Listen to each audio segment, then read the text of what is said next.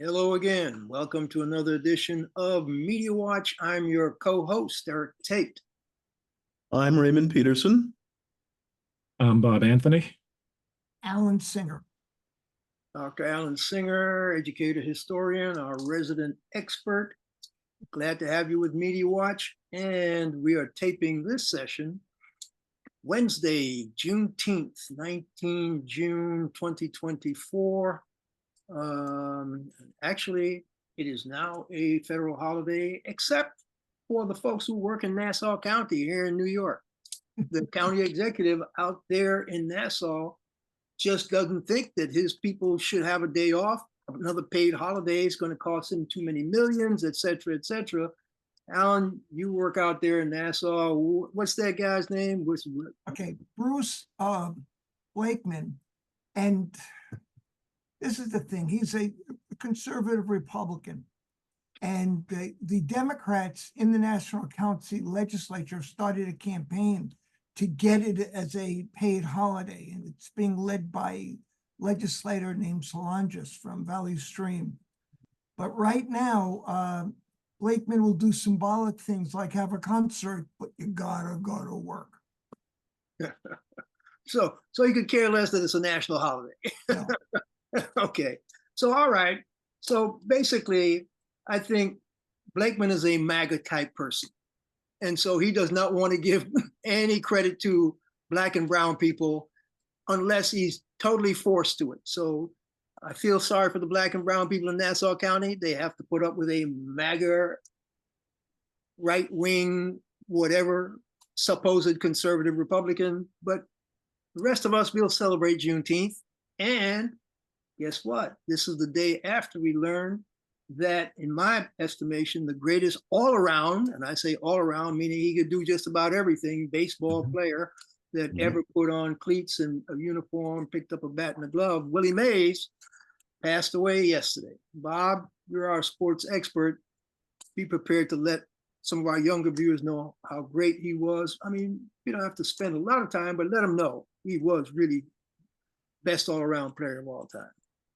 Yeah, I actually was watching a minor league game in Brooklyn in a Cyclones game, and a couple of people in front of me were arguing over who the best all-time ball player was. And they wanted me to settle the bet. So they turned around to me and they asked, who do you think was the best all-round baseball player?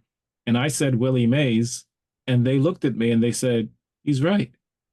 Seriously, the two of them just nodded like, yes, because Willie could not just hit 660 home runs. He was fast. His fielding was impeccable. And you know, just he could do everything on the field that needed to be done. So yeah, one of the greatest ball players of his era, of any era. I'm glad I saw him in this uniform playing against the Mets and actually later for the Mets at Shea Stadium. And of course, he opened his career as a member of the New York Giants. And while he was a member of the Giants, he lived in Harlem, and he was open with his neighborhood. He loved his neighborhood in Harlem, so he would play stickball with the kids. I mean, that was the kind of all-around human being athlete that Willie Mays was. We're losing him. We're taping on the 19th, Juneteenth. Willie Mays died yesterday, the 18th, and tomorrow, as we tape on Wednesday, the Giants and the Cardinals will play at Rickwood Field in Birmingham, Alabama, in an old Negro Leagues ballpark where he started his career, and they were going to honor him at the game. So unfortunately, they'll have to honor him posthumously. That's not how it was planned, but that's how it goes. And the timing is epic. So at least we'll have a moment on national TV tomorrow to really pay respect to a great man. Hey, I'm happy to say that picture right there, St. Nicholas Place, my current Washington Heights neighborhood, right, just a couple blocks from where I am on 147th Street on Convent Avenue. That's part of my neighborhood.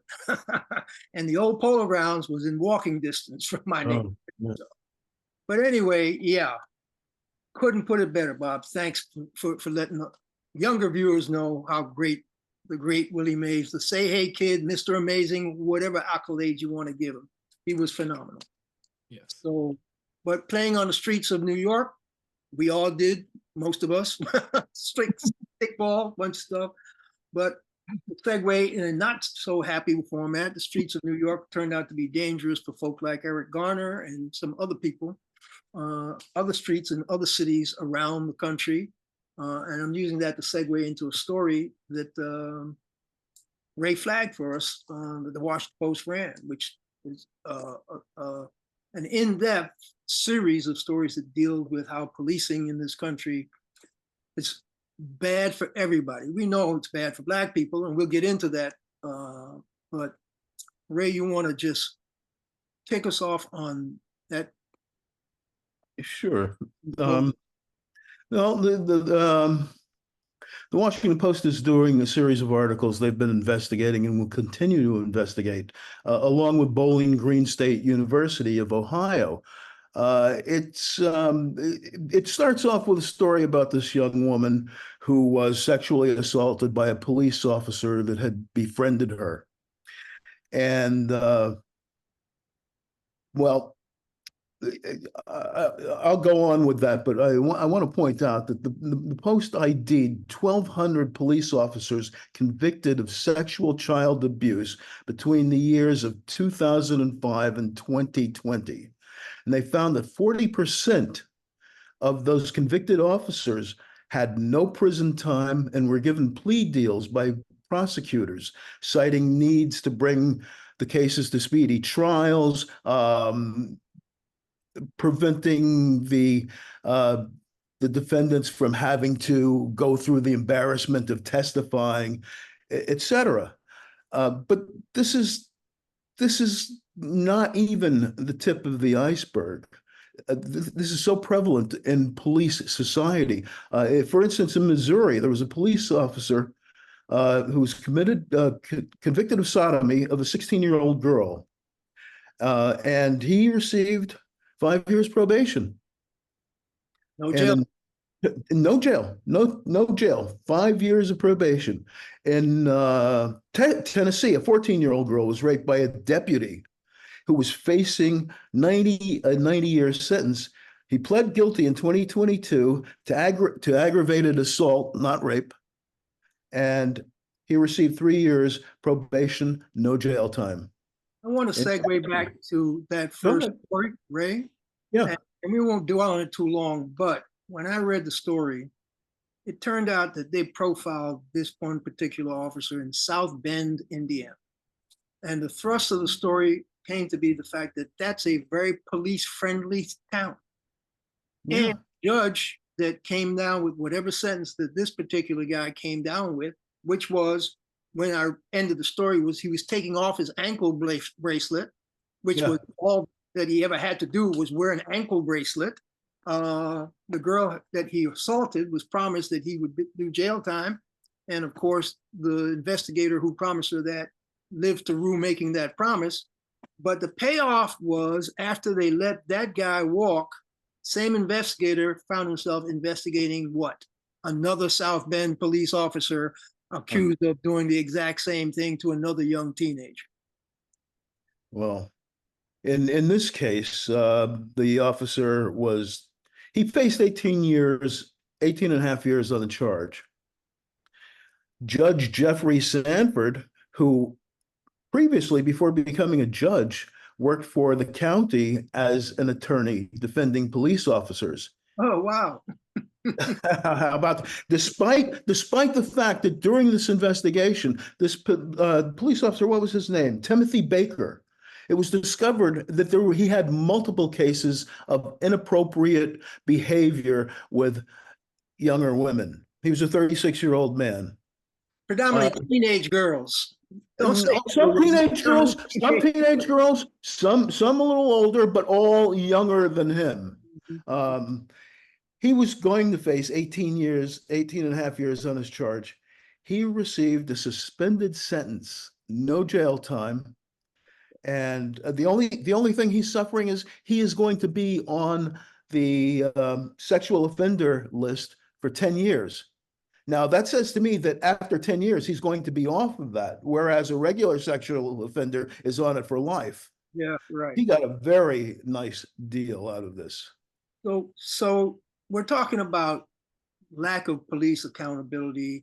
Now, there was Richard Prince and his journalism. Bob, tell us a little bit about the roundtable that Prince held, because memory serves me. If you can't call it up, I could try to call it up. I don't remember the roundtable. I remember the examples that he gave of police, affecting people of color just trying to live their lives. He pointed out a case which involved somebody I know, Angela Dodson. You know her too. Her husband. And her husband. Yeah. Yes. Yeah. He was just trying to pick her up in Princeton, and he was accused of and he had to do it at like 1 a.m. because of their work hours. Mm-hmm. And a police officer pulled him over and said, "Your car is stolen," and didn't believe his damn story about picking up his damn wife at 1 a.m. Yeah. But he ended up convincing the officer to follow him to Princeton Junction. I guess that's where the train station is. Yeah. Right. And Which was out of his jurisdiction, by the way. it was out of his jurisdiction, exactly. Right. And that was just, as Richard Prince explains it, just another day of being Black in America. Yeah, the interesting thing, the headline on Prince's journalism, and we should let our viewers know, because we've quoted Richard's journalism in the past. This is an aggregation of Media Watch, an actual Media Watch website that deals with what's going on in media globally, internationally, across the globe. And it deals any number of subjects, but in this particular thing, they were looking at police abuse, just police abuse, and it says police abuse headline hits home for Black journalists. And that's why part of the roundtable that they were holding was quoting stories by Black journalists, because these Black journalists are just like any other Black person in America. They get faced with police misconduct, with police accusing them of, quote, stealing a car 1 o'clock in the morning. I think Michael Days, Angela's husband, said, "I'm in Princeton. I'm driving a old Volkswagen," or whatever it was. Volkswagen Rabbit. Who steals a Volkswagen Rabbit in Princeton? In Princeton. They don't even have them in Princeton. They drive Yes. higher class cars, So in his journalism column, he's quoting the fact that the Associated Press, along with Frontline, promoting its own investigation that found that over a decade, more than 1,000 people died after police subdued them through physical holds, stun guns, body blows, and other means not intended to be lethal. Quote, "In hundreds of cases, officers weren't taught or didn't follow best safety practices for this force, creating a recipe for death. The targets of police abuse are not all men or men of color, but Black women, mostly journalists, have put forth their responses to it in a new book edited by Angela Dodson. We refuse to be silent. Women's voices on justice for Black men." So there's going on now, it seems, within the mainstream media, Associated Press, Washington Post, stuff that we've been paying attention to and calling out on our Media Watch shows over the years, this lack of accountability for people wearing the badge. In fact, that's the title of the Washington Post series, right, Ray? Abused by the badge. That is the title, indeed. So, But this goes back. I mean, this has been going on since the beginning of the police force in this country. But going back to the Rodney King case, I think most of us of a certain age have seen that video of the police beatdown of Rodney King. Those 4 officers involved in that case were acquitted.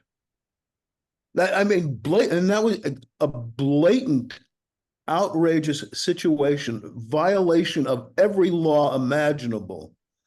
And they were acquitted because they were cops. And the jury said that Rodney King was in control of the Oh, event. I yeah. remember that. Yeah, I jury remember. Yeah, I reasoned that remember he him being would- in control. Yeah.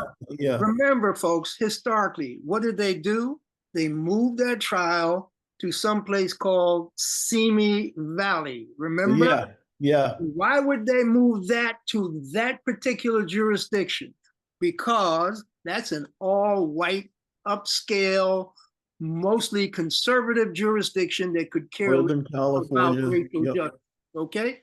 And so that's why you got that ruling in that jury. But interestingly enough, there's an element to this that Richard Prince's roundtable actually came focused in on, and that was, here's part of the quote. In a July 2020 article, quote, police violence against Black disabled people can't be ignored anymore. Brittany Wilson, a Black disabled civil rights attorney, told the Huffington Post, both people of color and people with disabilities are more likely to come in contact with law enforcement, and both groups have higher chances of negative things happening as a result. Prominent victims of police brutality like Sandra Bland, epilepsy, Freddie Gray, asthma, Eric Garner, asthma, Elijah McClain, anemia, and Tanisha Anderson, heart disease and mental illness, all had disabilities or underlying health issues that may have played significant roles in their deaths. Yet these aspects of their identities tend to get glossed over. Interestingly enough, they are quoting reporters, they're quoting journalists, they're quoting all kinds of sources about the fact that when these cops do these bad things, they don't seem to get held to any kind of accountability. And so the question for us, just like Richard Prince and the journalism people had this really phenomenal roundtable, part of the takeaway was the fact that they came away quoting the AP style book, saying that you have to stop relying on the accounts that come out of these police departments initially, or period, because they tend to write these stories to favor their own take on whatever's going on. Bob, did you once remind me of a story about a newspaper that won a particular prize because they did a series about cops and body camera? What was that? If you recall the fact that there was yeah. bring that one across, because it gets to the heart of how we keep trying to apply for accountability. See if you can pull that one out of your memory back. I think I can. I was a judge, and I'm usually a judge for the Deadline Club's awards every year. I usually have one category or another. And a couple of years ago, we gave an award to Newsday out on Long Island for their coverage of policing on Long Island. And I remember one of the videos that they posted had to do with somebody who had been in some kind of car accident, car chase, something like that. And the police finally caught up to him, and they decided to give him the business while they had hold of him. And you could hear in the video that Newsday posted one of the cops saying, tapping his chest and saying, turn it off, turn it off. In other words, turn off the body cam. We don't want people to see what we're about to do here. And as a result, it went off, and we didn't see the result other than the fact that the person came out of it with a few injuries. So yeah, we give, and they had a number of other reports about how policing on Long Island is skewed against minorities, even in minority hiring practices. So it was a very good story. We gave it the award for that category, whatever that was, a couple of years ago. But yeah, just another example of how the odds are not even when it comes to police and the laws that they're supposed to uphold. So here we are. We've got evidence of the fact that even when communities try to rein in bad behavior and mandate wearing body cameras, mandate documenting any of the stop that you make, cops just barely ignore that because they say there's an on-off switch. I think, from my way of thinking, all body cameras should not be able to be turned on and off by the people wearing them. There should be a fail-safe switch that if you try to shut it off, it's automatically remotely turned back on. So you cannot get away with turning off body cameras. But until they come up with that, we're going to have problems with that situation over and over again. Alan, you Yeah. If you refuse to take a alcohol test when you're pulled over for driving, if you refuse to test, you're automatically, that counts against you in the court. And it should be the same way with the body cam. If you turn your body cam off, that is suspicion that you did something wrong. I agree with that. Look, I know we're beating up on grassroots, on the ground policing, because as Black people, as quoting all these, and there are a bunch of examples in this Richard Prince Journalism Roundtable of Black journalists bearing the brunt of bad policing and documenting it. But you know, we've got a problem with the criminal justice system in our country at the very top. So even as we beat up on cops turning off body cameras, we need to shine a spotlight, as we've been trying to, but I think we should follow up the lower echelon stuff with the upper echelon stuff.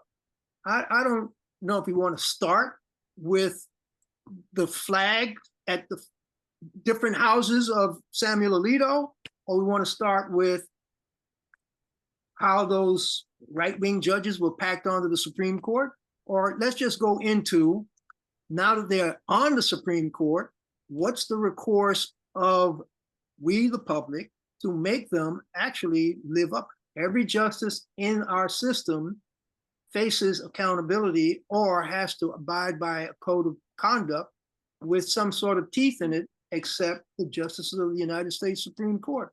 Alan, Yes, Eric, a question. A question. How are we going to do that when the GOP Senate opposes a bill for Supreme Court justice ethics? Yeah, that's why we're going to have our resident scholar, Alan Singer, tell us, how do we get around, or how do we fix a major problem? Because these people don't self-police. First of all, Alan, they passed a supposed code of ethics under duress, under stress, that people had to beat them over the head to pass. Tell us about that and what's the effect of it. Well, the problem is that the code of ethics, whether it's approved by the Supreme Court or passed by Congress, is voluntary. It says how you should behave, but there is no consequence for not behaving that way. The last Supreme Court justice, to my knowledge, who resigned in an ethics issue was in 1968, Abe Fortas, who had been a Lyndon Johnson appointee. Since then, the justices have been free to do whatever they want. And for example, Justice Alito and Thomas should be recusing themselves from the January 6 cases because their wives and them have been involved in advocating that for these people who are under trial. But they refuse. The Chief Justice can recommend that they recuse, but there's no way to force them. As a matter of fact, the only way to hold a Supreme Court justice to account is to impeach them.